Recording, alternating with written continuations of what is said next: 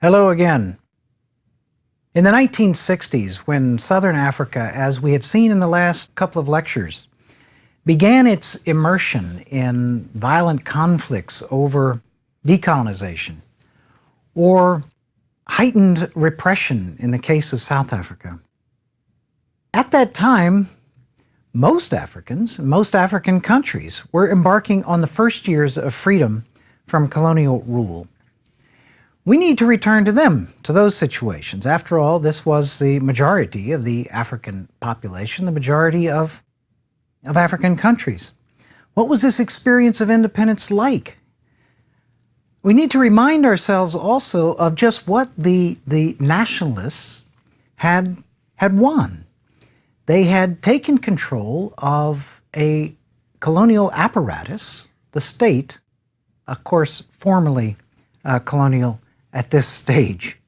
And finally, we need to ask the question with which we ended Lecture 24. What would they do with this new prize?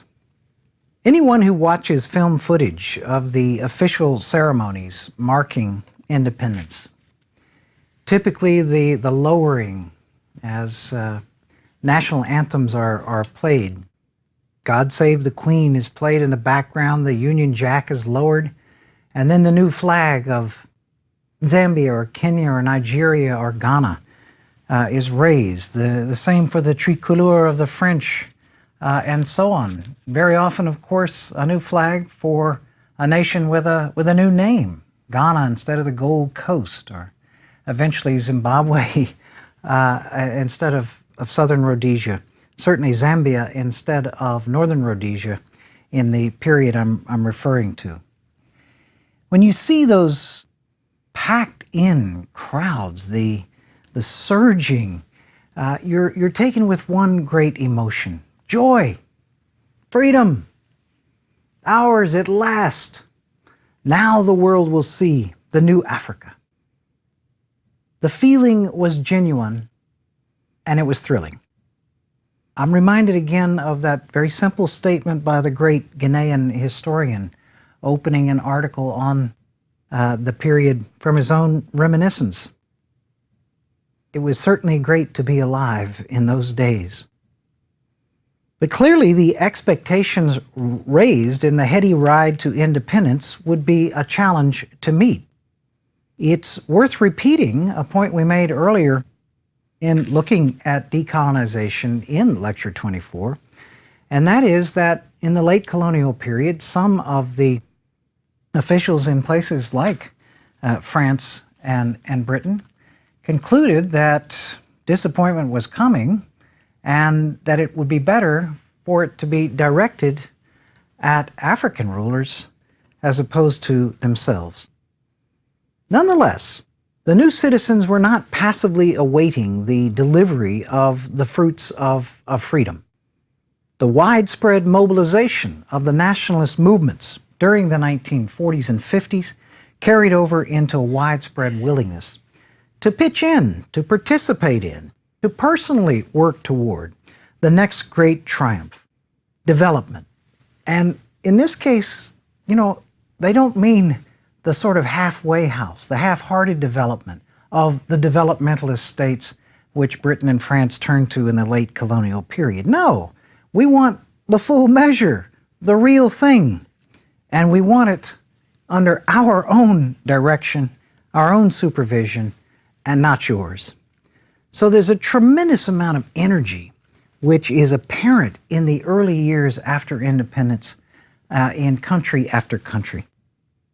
In Kenya, Jomo Kenyatta, who'd been in jail, after all, up until 1959, when he cried out at his post-independence rallies, "Harambee," Swahili for "let's pull together," the crowds yelled it back, and they meant it. They yelled it back with enthusiasm.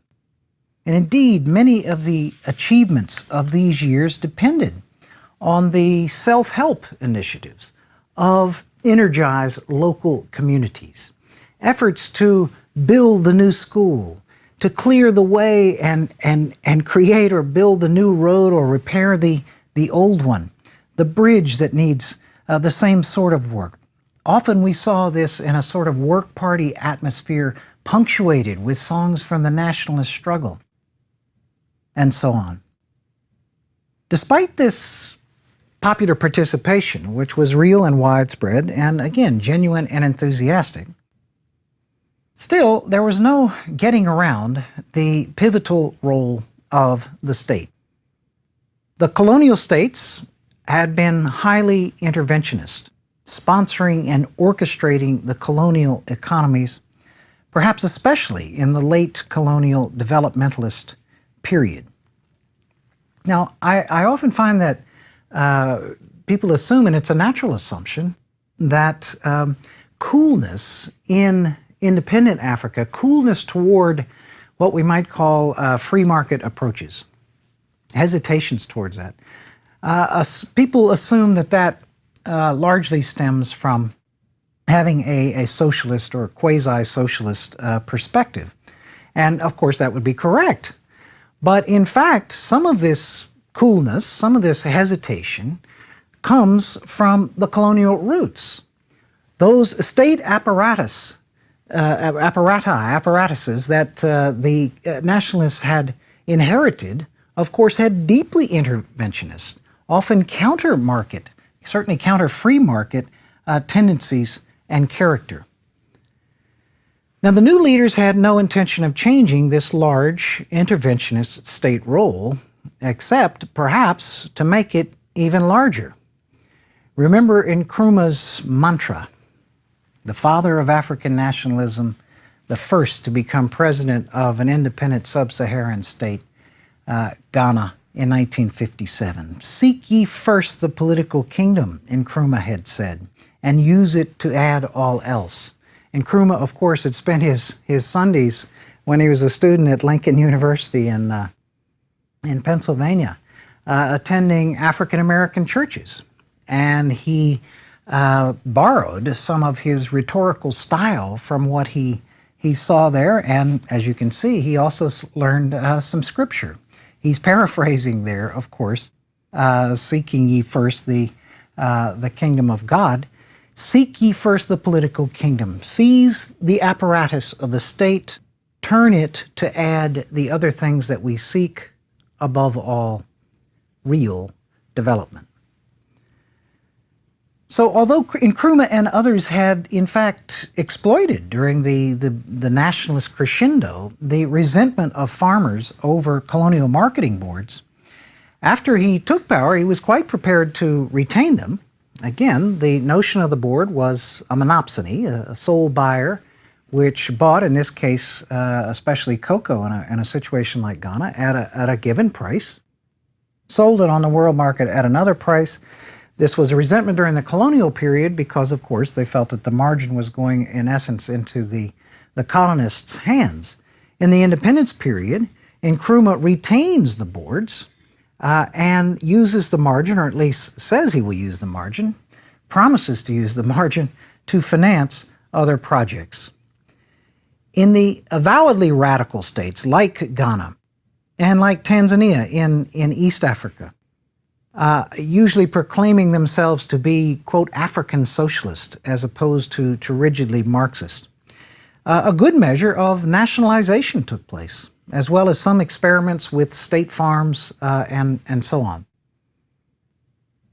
Take the case of Tanzania, where Julius Nyerere, the former teacher who had earned the affectionate nickname of Mwalimu, or teacher in Swahili, and had studied overseas and so forth, Nyerere issued, in a sense, his African Socialist Manifesto, if you like, in 1967, the Arusha Declaration. And it's still an eloquent and impressive document, essentially articulating a vision of socialism built on traditional African values. It's, in a sense, the sort of economic side of his articulation of the one-party state, which we'll turn to in the next lecture. But what I'm trying to get at is an approach which blends ideas from the outside, in this case socialism, with ideas generated from African culture itself. But in the name of his African socialism, Nyerere pushed a disastrous villagization scheme, the Ujamaa scheme. It comes back to a notion of familyhood, if you like, in Tanzania, the Ujamaa villages, forcing farmers into compact settlements. It did not work.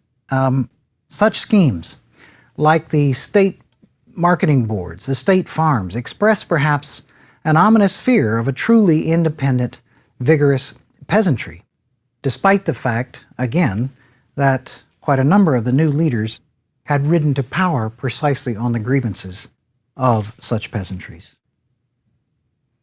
Now, I've been stressing a state role, an interventionist role, the overall orchestration and management of an economy. And we've seen, as we would expect, that in the more radical regimes, the quasi-socialist or African socialist regimes, we would expect that. But it was also common to see it, a state role inserted or expanded into numerous enterprises in conservative regimes, those, for instance, of Senegal or the Ivory Coast or indeed of Kenya. A word that often came up at this time was parastatal, meaning precisely the notion that there's a kind of public-private blend here, a partnership between a substantial state role, whether it's owning shares in the name of the government or the insertion of publicly paid officials into the steel production or the textile industry or what have you. Parastatals. Now, whatever the longer-term weaknesses of these approaches, for a while, and it was a good while, it wasn't simply a moment, for a while they yielded some impressive results. The economic growth of the late colonial developmentalist period, and certainly in macro terms there had been substantial economic growth in the late colonial periods. This not only continued, but in fact increased and accelerated in quite a number of cases. Overall, the GNP, gross national product per capita for all of sub-Saharan Africa, grew each year in the 1960s and through the first half, approximately, of the 1970s, often at rates, quite respectable rates, of some 2 to 3% a year. Again, that's an overall per capita rise in GNP after independence. Kenya, to use one example, per capita GNP rose 30% in the 10 years after independence for Kenya in 1963. That of the Ivory Coast doubled in 20 years after its independence in 1960. Even manufacturing industrialization, and this is often taken to be the sort of litmus test, the measuring rod, if you like, of economic modernization and development to many, whether on the right or the left. Even manufacturing had its moment. It expanded overall on the continent at twice the rate of the overall GDP improvement or increase between 1965 and 1973. Despite this, African economies failed to achieve a truly meaningful diversification. What boom there was rested largely on exports of primary products produced by farmers and miners. In other words, the dependency on an export-import economic base forged in the colonial period, as we know, as we've seen, was only marginally altered. This continued to be the basis of the development that we're seeing. In this respect, we need to go global again to achieve an understanding, just as we introduced the Cold War to look at political developments in places like the old Belgian Congo, in places like Angola last time. In this respect, the expansionary world economy of the 1960s, and it was a very expansionary economy indeed in that era, was extremely important to this whole process. In particular, the buoyant commodity demand and prices were the context, if you like, for the sorts of successes that we are seeing, which is not to minimize them. One still must take advantage of even favorable conditions, and country after country, and indeed we must concede that leader after leader showed some skill in doing that. Now, most impressive of all, certainly to ordinary people, the new African governments kept their promises, in many cases to improve education and health care. Between 1960 and 1980, sub-Saharan school enrollment rose by over 50% at the primary level. It rose by over 500% at the secondary level. That is a five-fold increase in people, African children, attending high school. All the new nations built universities, which, with a handful of exceptions, had not even existed before independence and were symbolically incredibly important.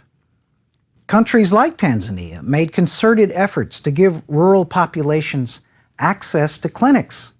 Infant mortality rates dropped. Life expectancy rose. Of course, that implied that population was going to rise. At this stage, that was not a particular problem. In fact, one could even count on a rising population from some perspectives as an asset. Later, under different conditions, these larger populations, of course, may indeed pose a very different question and a very different kind of problem. Now, I've been generalizing so far about Africa's first decade, the first fruits of freedom, the first tastes of freedom that Africa experienced with independence in or around 1960. Let me focus this a bit and let me personalize it a bit and try to illustrate some of these points from my own experiences in the place I know best, my first love in Africa as far as countries go, and that is the country of Zambia. Northern Rhodesia, of course, the British territory, originally created by Cecil Rhodes's British South Africa Company. When Northern Rhodesia became Zambia in 1964, the new currency which the government adopted and came into general use at that time, the new currency was called the kwacha, still called the kwacha. The kwacha was a word from a couple of the languages spoken in Zambia, and the meaning was dawn. To me, that captures perfectly the exhilaration of the times. The various symbols on the kwacha, the sequoia, the fish eagle, very reminiscent when you look at it of course, the symbolism of the American bald eagle or golden eagle as the symbol of freedom. The portrayals of the statue which stands there in central Lusaka of the very muscular African literally breaking the chains of colonial rule. That appears on the kwacha, it appears on the currency itself. The president of Zambia, of course, the hero of the nationalist struggle, was Kenneth David Kaunda. And he certainly seemed to many, both inside Zambia and outside, as the epitome of decency. Kaunda's father had been an African missionary. We often forget that many of the missionaries in Africa have been, in fact, Africans themselves. But like a lot of missionaries, he carried his gospel from one place to another. In this case, Kaunda's father had come from Nyasaland next door, now Malawi, where Livingstone's old influence of the Scottish Presbyterian missionaries, in a sense, was reflected, and had come into the northern part of Zambia earlier in the century and settled there as a teacher and a pastor, a preacher in Zambia. So Kaunda, raised in that household, as he very lovingly evokes in his autobiography. Again, an autobiography, it's a memoir. It's certainly not his whole life. Kaunda very much still with us. But published in 1962, Zambia Shall Be Free. His, again, loving portrait of that upbringing with his father and mother in a remote mission station of northern Zambia. In short, what I'm getting at is that he was a thoughtful and sincere Christian, and he's a very devout man indeed. Eventually, he expounded his political philosophy, his sort of counterpart to Nyereri's Arusha Declaration, was the development of Kaunda's philosophy, ideology of humanism. And this was indeed a people-centered vision, like the Arusha Declaration, quite impressive, eloquent, an articulation of an approach to public affairs, to life itself, to questions like development centered on people. And in Kaunda's own view of it, something which avoids the extremes of either capitalism or socialism, avoids the extremes of right or left. Kaunda, again, seemed then, and in a lot of respects still seems, to be both dignified and down to earth. I interviewed him once for my own historical research purposes. And like a lot of others who have come away from a personal encounter with Kenneth Kaunda, it was the word gentleman that first came to my lips. Now, although Zambia was obviously still a third world country, Zambia's economy, when I first went there in the mid-1970s, the early to mid-1970s, was humming. It was fat. You can spell that F-A-T or spell it like my students do, P-H-A-T. But it had a lot going for it. Again, I don't want to overstate this. Obviously, it was a poor country, but people had work. If you went down Cairo Road in central Lusaka, you could see on either side the cranes on the tops of these building, adding stories and putting up new skyscrapers. There were goods in the shops, and so on. Now, again, the reason for this in economic terms, although for a time it had to be managed adequately, and for a time it was managed adequately, the reason behind it, though, was that Zambia, almost totally dependent on copper export, was still riding the long copper boom, which began in the post-World War II era. It's not accidental that when they constructed the new Parliament House in Zambia, again, a symbol of this new age and the pride of this new age, its roof over this considerable expanse of this building is 100% copper. It's a symbol of the new age. The University of Zambia. I mentioned the establishment of these new universities as an achievement of this first taste of freedom, this first experience with independence. University of Zambia, built out on the Great East Road, obviously east of town and in Lusaka, was a citadel. You know, you approach it, it has this very modern architecture, shiny white appearance from a distance on a small rise, a small hill. I was a research affiliate there, and I found the place to be full of dedicated teachers. A number of those, quite a number of those at that point, were still expatriates. They were from many other countries in the world who wanted to be there. They wanted to play their part, at least make a contribution to what they saw as this era of hope taking shape in modern Africa. It was full of idealistic and very committed students. It was an exciting place to be. Now, to localize this even further, the village where I did much field work was located in southern Zambia, in the so-called Tonga ethnic group, or inside the Tonga-dominated area of Zambia. At this point in the early to mid-1970s, small farmers, and that's what everybody in that village was. They were peasant households. They enjoyed a steady income from sales of maize, cotton, sunflower, seeds, and cattle. Again, I don't want to overstate this. These were not commercial farmers, and they didn't live like commercial farmers. But this was, for a time at least, a prosperous peasantry.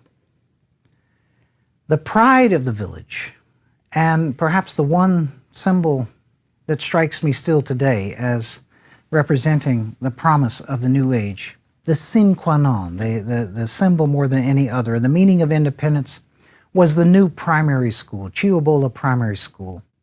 The construction of this, which was partly a state enterprise, but partly, again, this mass participation, local pitch-in construction, became, in essence, the centerpiece of the whole village life. And I can't stress enough the fact that this was taken to mean that the fruits of independence have reached us, that we can be part of this new age like anyone else.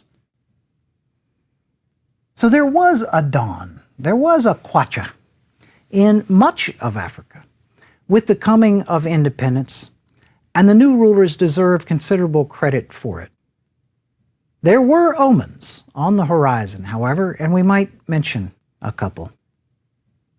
I said earlier that a ruler like Nkrumah in Ghana had not dismantled the marketing boards, which, of course, he had criticized so vociferously during the nationalist rise. And I mentioned that his reason for not doing so, his stated reason, was to use the margin between the producer price and the selling price to finance other projects, usually said to be development projects.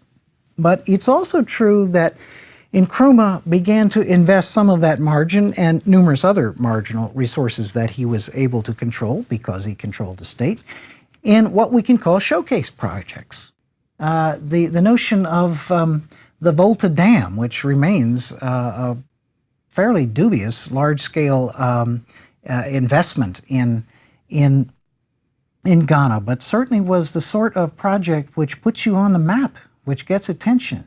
The construction, of the new national stadium for the soccer teams that'll now be wearing our new national colors.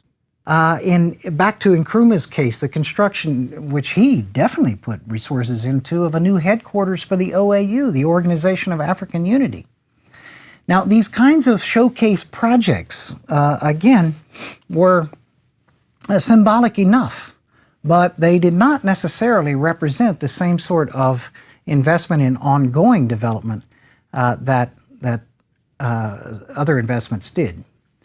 The new rulers rather furtively tried to instill a sense of identity with the new nation, as opposed to especially an ethnicity. Now, we've mentioned this challenge before, we've said it many times, but all the new nations encompassed a number of different ethnic groups, and they faced a tall order. They had some success with it. The counterpart to Kenyatta's shouting Harambee and having it recalled is that Kaunda at his rallies would shout "One Zambia," and the crowd would shout back "One nation." One Zambia, one nation. People did come to think of themselves as Zambians to a considerable extent, but that was easier to do during these buoyant times. And finally, still enjoying, perhaps deserving, and I would say they did deserve, considerable popular support, the newly independent leaders could afford varying degrees of tolerance. After all, if you don't feel that you're in danger of losing your political office, it creates some room, some space for you to allow opposition, whether those are parties or critics or what have you. Already, however, even by the late 60s, by the early 70s, during this favorable first boom period in the post-independence years, there were moves afoot to stifle opposition. Having won power, none of these leaders planned to surrender it. Still, despite these omens, the achievement of independence was exactly that. It was impressive and I refuse to see it cynically. A new Africa had been born. Thank you.